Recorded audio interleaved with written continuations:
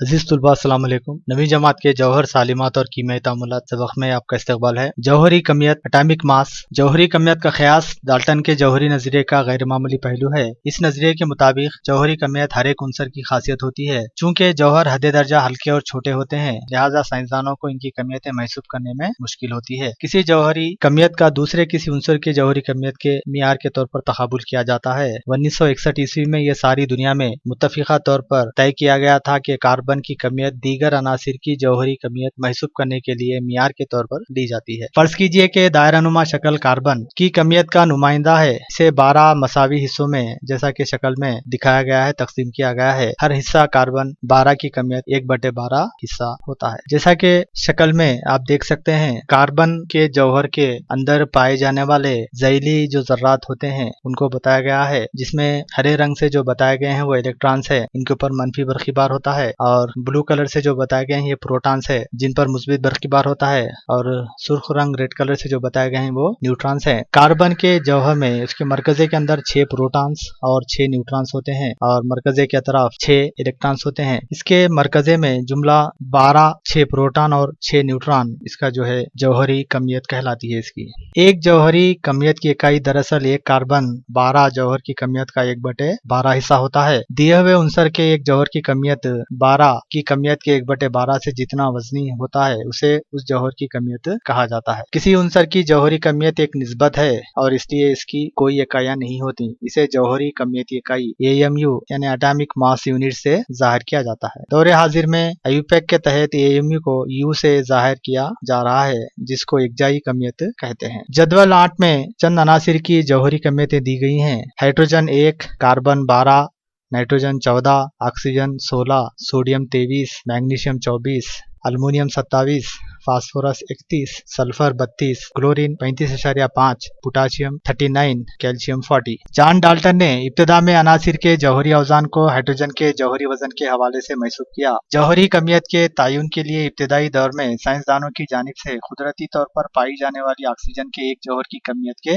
1/16 को इकाई के तौर पर लिया जाता था। इसकी दो वजूहात हैं। एक, ऑक्सीजन कई अनासिर के साथ तामुलात करते हुए मुरक्कबात तश्कील देता है, यानी ऑक्सीजन का जो जौहर है वो दूसरे जौहरों के साथ तामुल करके मुरक्कबात बनाता है। जौहरी कमियत की इकाई से ज्यादातर अनासिर की कमियतें मुकम्मल आदात के तौर पर हासिल होती हैं। 19वीं सदी के दौरान किसी जौहर की कमियत महसूब करने के लिए सहूलतें ही दस्तयाब नहीं थी। इन हालात में माहिरीन कीमिया तजुर्बात के जरिए एक जौहर की कमियत दूसरे जौहर की तकाबुली कमियत के तौर पर लिया करते थे। दौरे हाजिर में साइंसी आले मास स्पेक्ट्रोमीटर की मदद से किसी भी जौहर की जौहरी कमियत बिल्कुल जो है सही यानी जो है एक्यूरेट मालूम की जा सकती है। मुरक्कबात के सालिमात। हम जानते हैं कि एक सालिमा मुख्तलिफ जौहरों के एकजा यानी मिलने से जो है तश्कील पाता है। मिसाल के तौर पर पानी का सालिमा उस वक्त बनता है जब हाइड्रोजन और ऑक्सीजन के जौहर करीब आते हैं। पानी के सभी सालिमे ममासिल होते हैं। क्या यह मुमकिन है कि पानी के एक सालिमे की तैयारी के लिए हाइड्रोजन के जौहरों की इतनी ही तादाद ऑक्सीजन के जौहरों की भी इतनी ही तादाद के साथ मिल सकती है? इस बात के लिए कि पानी के तमाम सालिमे ममासिलत रखें, यह जरूरी है कि हाइड्रोजन और ऑक्सीजन के सालिमे में इनके जौहरों की जो तादाद है वो मुतय्यन हो। अगर ये तादाद मुतय्यन ना हो तो बताइए कि पानी के ज़र्रात किस तरह मुमासिल होंगे। पानी के हर एक सालिमे में हाइड्रोजन के 2 जौहर और ऑक्सीजन का 1 जौहर होता है।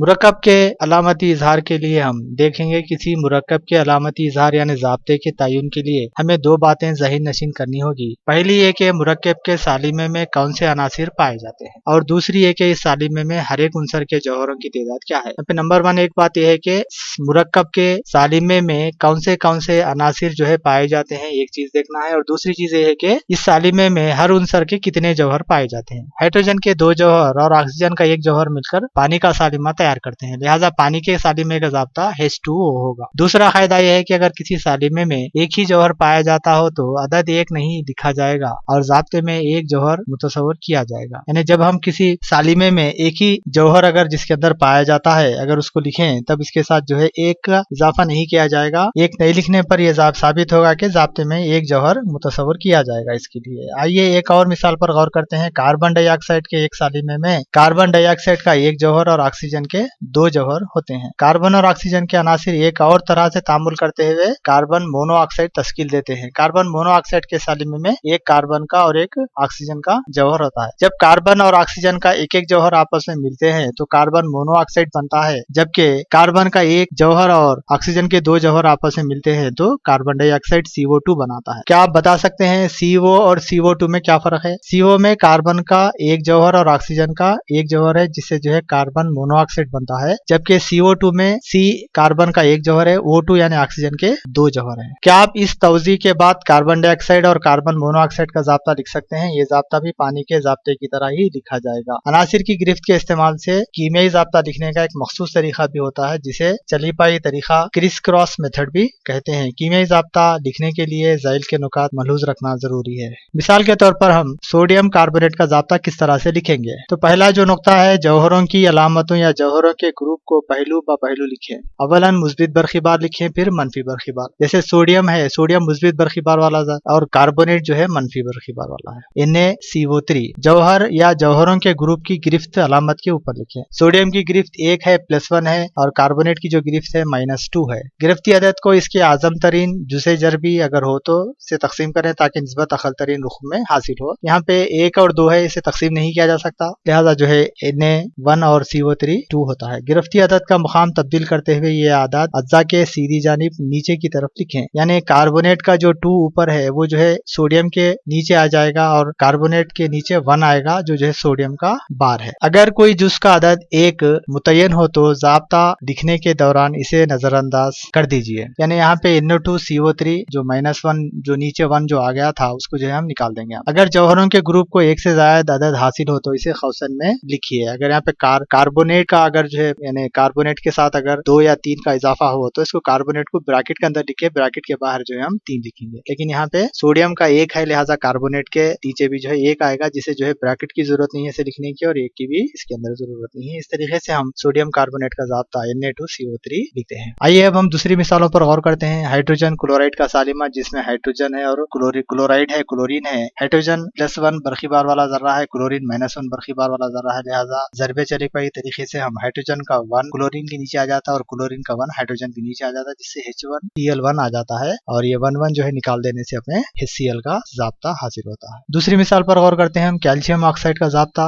CA2CaO calcium oxide. कैल्शियम का जो बरखीबार है वो +2 है और ऑक्सीजन का जो रवा है वो -2 वाला रवा है। कैल्शियम का मुस्बित 2 रवा ऑक्सीजन के नीचे आ जाएगा और ऑक्सीजन का -2 रवा जो है कैल्शियम के नीचे आएगा, जिससे जो है अपने CA2O2 हासिल होगा। अब चूंकि यहाँ पे अगर इसे हम देखें Ca के साथ 2 है और ऑक्सीजन के साथ 2 है, लिहाजा ये कैंसिल करने पर Ca1 हो जाता, वो 1 हो जाता, इसलिए जो है Ca वो हासिल होता है। अगली मिसाल देखते हैं हम मैग्नीशियम क्लोराइड। मैग्नीशियम क्लोराइड में मैग्नीशियम और क्लोरीन है। मैग्नीशियम +2 रवा है और क्लोरीन -1 रवा है। मैग्नीशियम का 2 क्लोरीन के नीचे आ जाएगा और क्लोरीन का 1 रवा जो है मैग्नीशियम के नीचे आ जाएगा, लिहाजा जो है Mg1Cl2 आए। अब Mg1Cl2 में चूंकि 1 नहीं लिखा जाता, लिहाजा जो है MgCl2 लिखा जाएगा जो है मैग्नीशियम क्लोराइड का ज़ाब्ता है। अगली मिसाल पर गौर करते हैं। अमोनियम सल्फेट का ज़ाब्ता। अल्युमिनियम सल्फेट में अल्युमिनियम है और सल्फेट है, AlSO4। अल्युमिनियम का +3 रवा है जबकि सल्फेट का -2 रवा है, तो अल्युमिनियम के नीचे सल्फेट का जो रवा है 2 आ जाएगा और सल्फेट का नीचे जो है अल्युमिनियम का जो 3 रवा है वो आ जाएगा, जिससे जो है Al2SO4 ब्रैकेट के बाहर 3 जो है लिखा जाएगा। यहाँ पे ब्रैकेट इसलिए लगाई गई क्योंकि सल्फेट के जो है 3 इसके अंदर जो है 3 जो है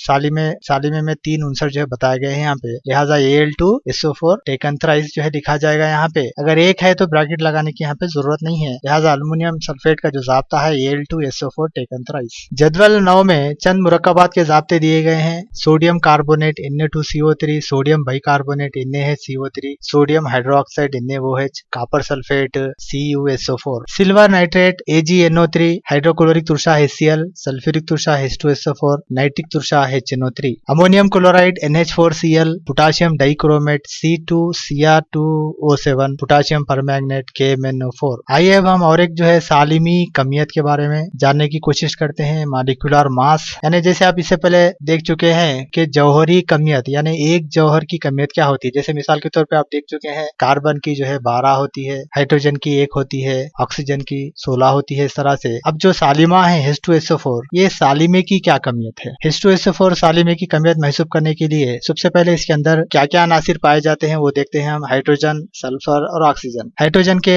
2 जौहर हैं, सल्फर का 1 जौहर है और ऑक्सीजन के 4 जौहर हैं। जिसमें जो है हाइड्रोजन की जो जौहरी कमियत है वो 1 है, इसके अंदर 2 जौहर पाए जाते हैं, लिहाजा 2 ज़रब 1 जमा। सल्फर की 32 है जौहरी कमियत, और जो है ऑक्सीजन की जो जौहरी कमियत है वो 16 है, लिहाजा जो है H2SO4 में ऑक्सीजन के 4 जौहर पाए जाते हैं, लिहाजा 4 ज़रब 16 यानी 2 32 और 4 ज़रब 16। ये सबको जो है हल करके जमा करने पर हमें 98 जो है हासिल होगा। तो ये 98 क्या है, H2SO4 की सालिमी कमियत है, जिसे मॉलिक्यूलर मास कहते हैं। आइए हम दूसरी मिसाल की तरफ भी गौर करते हैं। पानी की अगर देखें हम सालिमी कमियत, इसके अंदर जो है इसका जो जाब्ता है वो H2O है। हाइड्रोजन 1 है जौहरी कमियत जिसकी, और इसके जो है 2 जौहर हैं, लिहाजा 1 ज़रब 2 होगा। और ऑक्सीजन की जो है जौहरी कमियत 16 है और 1 जौहर है, लिहाजा 16 ज़रब 1 16 होगा। और 16 और 2 को जमा करने पर 18 आएगा, जो पानी के सालिमे की सालिमी कमियत होगी। HCl के बारे में देखें आप, HCl हाइड्रोक्लोरिक तुषा, जिसके अंदर 2 जौहर हैं, हाइड्रोजन और क्लोरीन। हाइड्रोजन की जौहरी कमियत 1 है और क्लोरीन की जो जौहरी कमियत है वो 35.5 है। दोनों को जब मिलाते हैं हम 35.5 और 1 36.5 हासिल होता है, जो हाइड्रोक्लोरिक तुषे की सालिमी कमियत है। आइए हम और एक देखते हैं, ग्लूकोस C6H12O6, जिसके अंदर जो है कार्बन के